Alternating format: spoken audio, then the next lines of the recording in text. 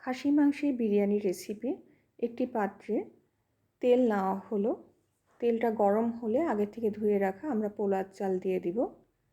পোলার চালের সাথে দারচিনি, এলাচ, পরিমাণ মতো তেজপাতা দিয়ে দিতে হবে। এখানে কিশমিশ, পেঁয়াজের বেরেস্তা এবং ধুয়ে রাখা চাল দেখতে পাচ্ছেন। আরেকটি পাত্রে আগের থেকে লবণ দিয়ে গরম পানি করে রাখা হয়েছে। আমরা চালগুলো এখন ভালো মতো ঢেলে দিয়ে সেটাকে তেলের উপর ভাজা ভাজা করব। খুব সকালেই খাসি মাংস ভালো করে ধুয়ে সেটাকে ম্যারিনেট করে রাখা হয়েছে। বিরিয়ানির মশলা, জয়ফল, জয়ত্রী, শাহি জিরা, আলু বোখরা, আদা বাটা, রসুন বাটা, পেঁয়াজ বাটা, পেঁপে বাটা, যাতে তাড়াতাড়ি সেদ্ধ হয়ে যায় খাসি মাংস।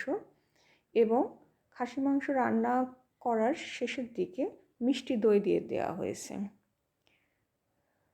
পুরোপুরি খাসি মাংসটা এখানে সুন্দর করে সেদ্ধ করে নেওয়া হয়েছে, যাতে বিরিয়ানি খেতে গেলে মাংসটা শক্ত ফিল না হয়, সফট হয়। সুন্দর করে ভাজা ভাজা করে নেওয়া হচ্ছে। এখানে আমরা সামান্য পরিমাণে রসুন বাটা এবং আদা বাটাও ব্যবহার করছি। খাসি মাংস রান্নার সময় অবশ্যই শুকনা মরিচ নেবেন এবং সেটাকে আগুনে পুড়িয়ে নেবেন। শুকনা মরিচগুলো আগুনে পুড়ানো হয়ে গেলে সেটাকে পাটায় গুঁড়ো করে নিয়ে আপনারা খাসি মাংসের মধ্যে ইউজ করবেন। তাহলে দেখবেন যে খাসি মাংসের টেস্টটা খুবই টেস্টি হবে।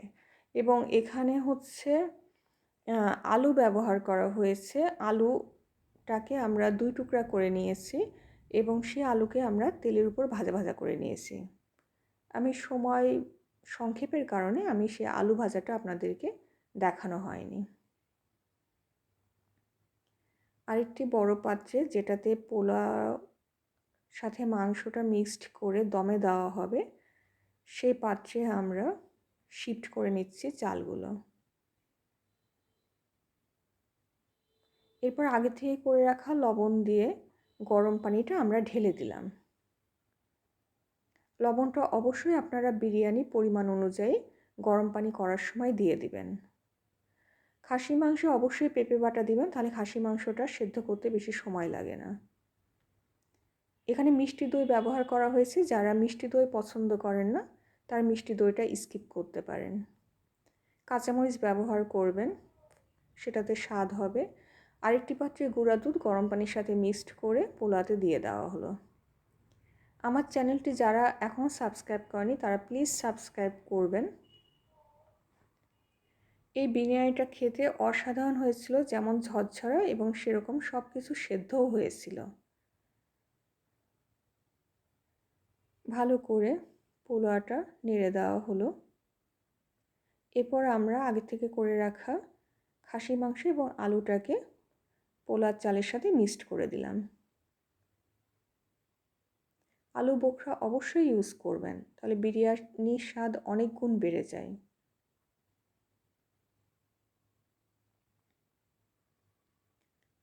এরপর আমরা আগের থেকে করে রাখা বেরেস্তা দিয়ে দিলাম, অল্প একটু গুঁড়া দুধ দিয়ে দিলাম এবং সামান্য আপনাদের ব্যালেন্স অনুযায়ী চিনি দিয়ে দেওয়া হলো। অবশ্যই কাঁচামরিচ ব্যবহার করবেন শুকনো মরিচের পাশাপাশি, তাহলে বিরিয়ানির স্বাদটা অনেক বেশি টেস্টি হবে। সবশেষে বিরিয়ানিতে ঘি ছড়িয়ে দেওয়া হবে।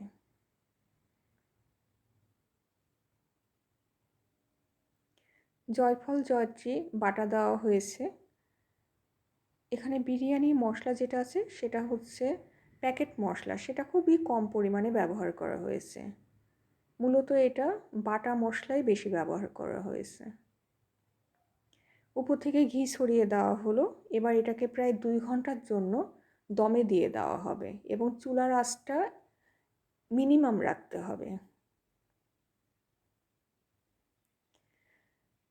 হয়ে গেল আমাদের ঝরঝরা খাসির বিরিয়ানি রান্না।